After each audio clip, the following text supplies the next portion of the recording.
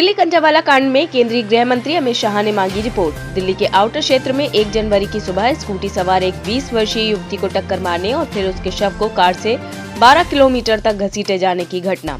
कंजावाला कांड में केंद्रीय गृह मंत्री अमित शाह के निर्देशन वाले गृह मंत्रालय ने दिल्ली पुलिस कमिश्नर से विस्तृत रिपोर्ट मांगी है। फिलहाल दिल्ली पुलिस में विशेष आयुक्त शालिनी सिंह को विस्तृत रिपोर्ट गृह मंत्रालय को सौंपने को कहा गया है। केंद्रीय गृह मंत्री अमित शाह आएंगे यूपी। 14 और 16 जनवरी को केंद्रीय गृह मंत्री का यूपी दौरा। यूपी लोकसभा की हारी सीटों का कर सकेंगे दौरा। अंबेडकर नगर और श्रावस्ती जा सकते हैं अमित शाह।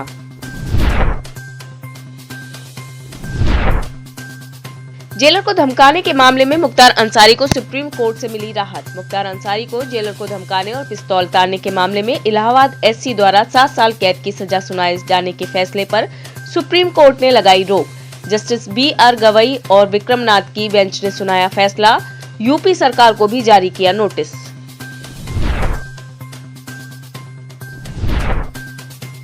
सुप्रीम कोर्ट के फैसले को लेकर केंद्रीय मंत्री राजीव चंद्रशेखर ने दिया बयान। नोटबंदी पर सुप्रीम कोर्ट के फैसले को लेकर केंद्रीय मंत्री राजीव चंद्रशेखर ने कहा, 6 साल से कांग्रेस के नेताओं ने झूठ का कैंपेन चलाकर लोगों को भड़काने की कोशिश की, परंतु सुप्रीम कोर्ट ने अपने फैसले में साफ कह दिया है कि नोटबंदी का फैसला लोगों के हित में लिया गया था। आज कांग्रेस का झूठ एक और बार सामने आया है।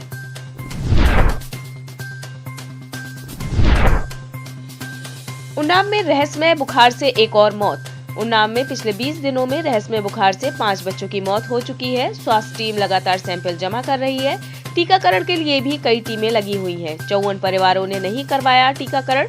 17 बच्चे खसरे और बुखार से संक्रमित पाए गए। पूर्वा तहसील के दलीगढ़ी कस्बे का मामला।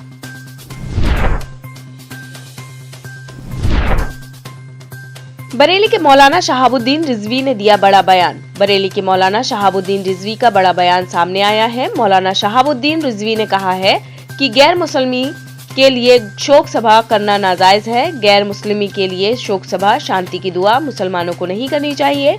ये सिर्फ मोमिन के लिए है। अगर ऐसा किसी मुसलमान ने किया है तो उससे तौबा करे मुस्लिम। ऐसा करना इस्लाम में हराम नाजायज है।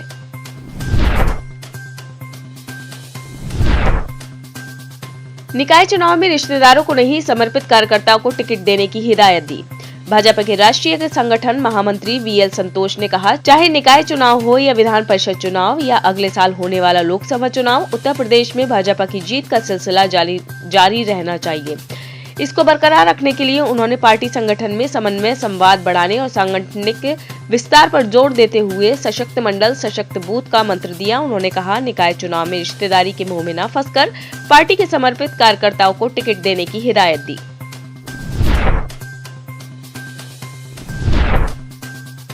ओडिशा में फिर हुई रूसी नागरिक की संदिग्ध मौत। मंगलवार को ओडिशा के जगत सिंहपुर जिले के पारादीप बंदरगाह में डेरा डाले एक जहाज में एक रूसी नागरिक मृत पाया गया, जिसकी पहचान 51 वर्षीय मिलियाकोव सरगई के रूप में हुई। वह जहाज MV अल्दना का मुख्य इंजीनियर था। यह जहाज बांग्लादेश के चटगांव बंदरगाह से पारादीप के रास्ते मुंबई जा रहा था। मंगलवार सुबह करीब 4:30 बजे सरगई जहाज के चैम्बर में मृत मिला। पारादीप पुलिस ने कहा कि मौत की वजह तत्काल पता नहीं चल सका है। मामले की जांच चल रही है। इस राज्य में यह 15 दिन में तीसरी ऐसी घटना है।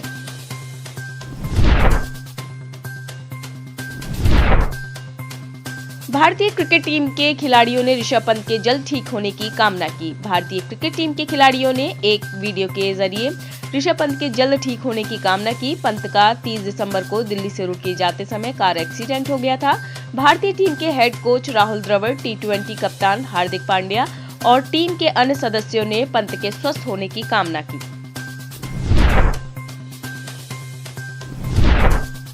जनप्रतिनिधि के अभिव्यक्ति की आजादी पर पाबंदी लगाने की जरूरत नहीं, SC। सुप्रीम कोर्ट ने कहा कि संविधान के अनुच्छेद 19 के तहत निर्धारित प्रतिबंधों के अलावा कोई भी अतिरिक्त प्रतिबंध नागरिक पर नहीं लगाया जा सकता है। सार्वजनिक पद पर बैठे व्यक्ति के बोलने और अभिव्यक्ति की स्वतंत्रता के अधिकार पर पाबंदी लगाने से सुप्रीम कोर्ट ने किया इनकार। जस्टिस SA नजीर की अध्यक्षता वाली 5 न्यायाधीशों की संविधान पीठ ने मामले पर अपना फैसला सुनाया है।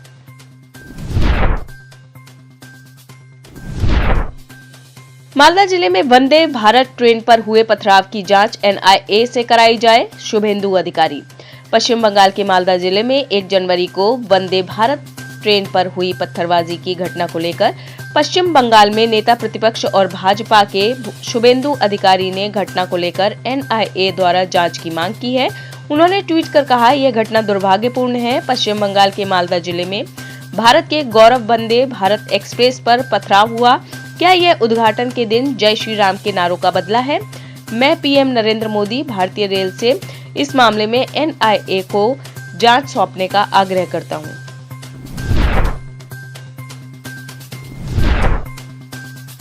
रवींद्र संगीत की लेजेंडरी सिंगर सुमित्रा सेन का निधन।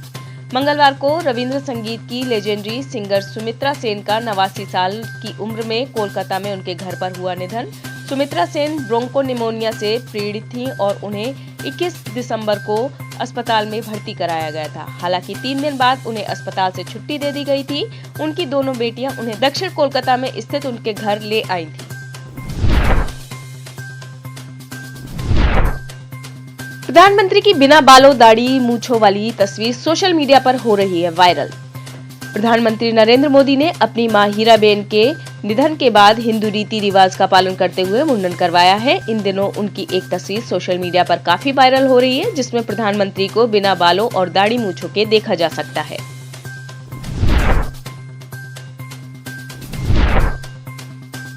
राजौरी में हुए आतंकी हमले में जैश-ए-मोहम्मद का हाथ होने की आशंका। 1 जनवरी को जैश ने किए बड़े हमले। बीते 4 साल में जैश द्वारा किए गए बड़े हमलों पर नजर दौड़ाई जाए तो सभी 1 जनवरी को ही हुए हैं। 1 जनवरी 2016 को पठानकोट स्थित वायुसेना के एयरबेस पर पहली बार हमला हुआ था, जिसमें 7 सुरक्षाकर्मी और 1 नागरिक बलिदानी हुए थे। जवाबी कार्रवाई में जैश के 5 आत्मघाती आतंकी मारे गए थे। 2 जनवरी 2023 को जिस तरह आईडी लगाकर जान माल का नुकसान करने की साजिश की गई थी, उसके आधार पर कहा जा सकता है कि ये आतंकी जैश से जुड़े हुए थे।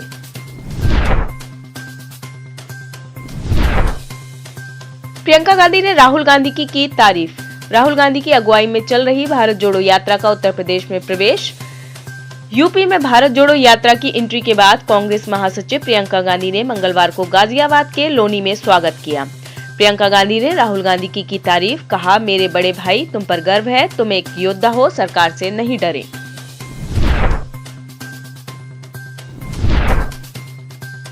ईरानी ड्रोन से यूक्रेन पर हमला करेगा रूस, जेलेंस्की। यूक्रेन के राष्ट्रपति व्लादिमीर जेलेंस्की ने दावा किया कि रूस ईरान में बने ड्रोन से यूक्रेन पर हमला करने की तैयारी कर रहा है। जेलेंस्की ने कहा, रूस उसके देश पर ईरान निर्मित ड्रोन के साथ लंबे समय तक हमले की योजना बना रहा है। सोमवार की रात अपने वीडियो संबोधन में राष्ट्रपति जेलेंस्की ने कहा, 2023 की शुरुआत से यूक्रेनी सशस्त्र बलों ने 80 से अधिक रूसी ड्रोन को मार गिराया है। साल की शुरुआत के केवल 2 दिन बीते हैं और यूक्रेन के ऊपर मार गिराए गए ईरानी ड्रोनों की संख्या अब 80 से अधिक है। आने वाले समय में यह संख्या बढ़ सकती है।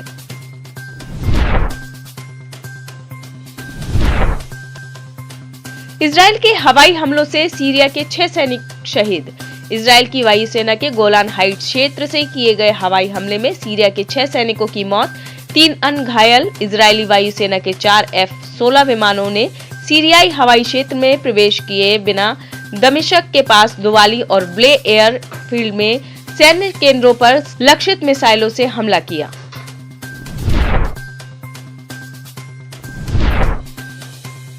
चीन के नए विदेश मंत्री चिंग यांग ने भारत के साथ सीमा मसले को लेकर अमेरिकी पत्रिका द नेशनल इंटरेस्ट में उन्होंने अपने लेख में लिखा है कि दोनों देशों की स्थिति सामान्य करना चाहते हैं और संयुक्त रूप से सीमा पर शांति बनाए रखना चाहते हैं।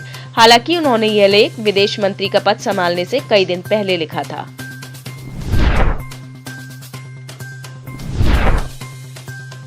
अमेरिकन कैपिटल पुलिस के प्रमुख थॉमस मंगर ने जारी की दंगे की चेतावनी।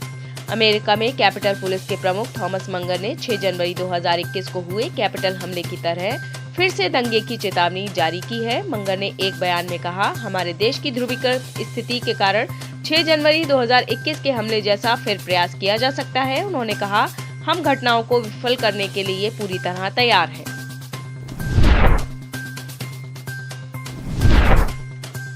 पाकिस्तान के पूर्व मेजर जनरल आदिल राजा के खुलासे से पाकिस्तान में भूचाल।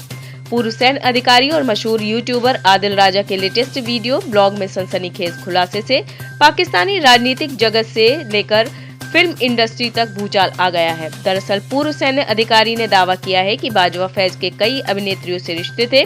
तमाम राजनीतिक रसूख वाले लोगों को हनी ट्रैप का शिकार बनाने के लिए देश की मशहूर मॉडल और अभिनेत्रियों का प्रयोग करते थे।